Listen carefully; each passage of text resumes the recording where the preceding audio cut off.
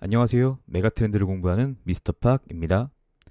최근 러시아의 우크라이나 침공으로 전반적인 시장이 매우 안 좋은 상황인데요. 유독 이러한 지정학적 영향에 더 많은 영향을 받은 기업이 한 곳 있습니다. 바로 슈퍼을, 독점 기업이라 불리는 네덜란드의 ASML입니다. 지난 3월 4일에 마이너스 5% 이상 하락하였고 전고점 대비 33%까지 하락한 상황입니다.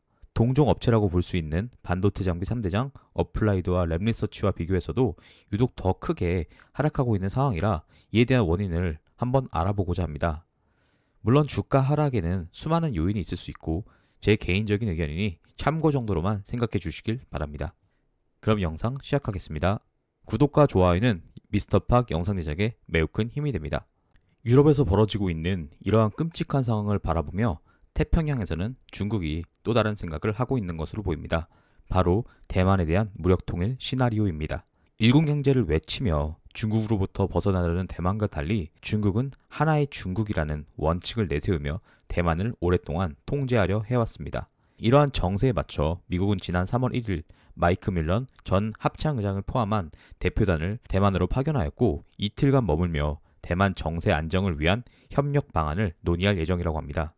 미국이 대만 문제에 개입하는 한 미중 관계의 정상화는 없다라고 중국이 언급할 정도로 대만을 둘러싼 미국과 중국 간의 첨예한 갈등이 일어나고 있는 정세입니다.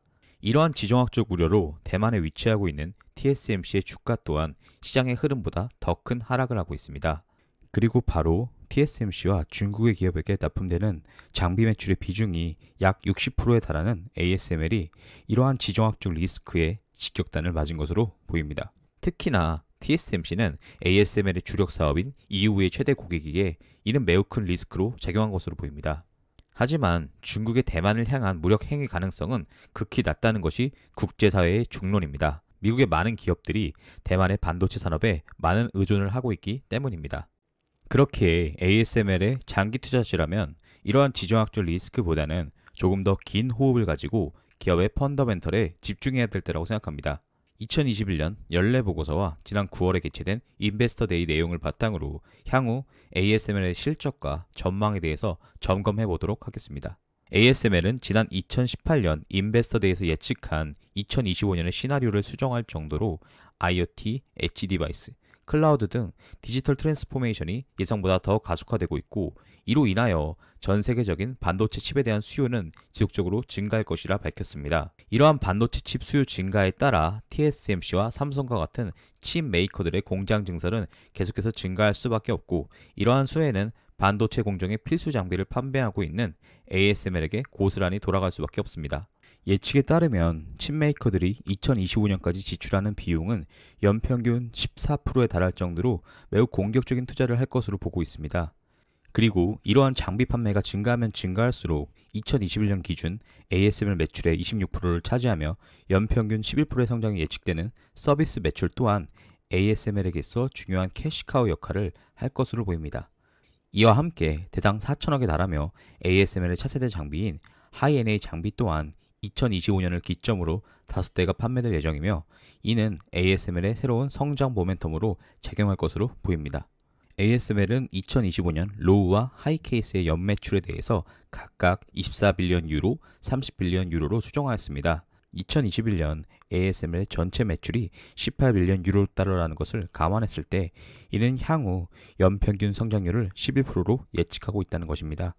물론 낮은 성장률이라고 볼 수 있으나 그로스 마진, 즉 매출 총이익률이 같이 증가한다는 것을 감안했을 때 이는 결코 낮은 수치라고 생각되지는 않습니다.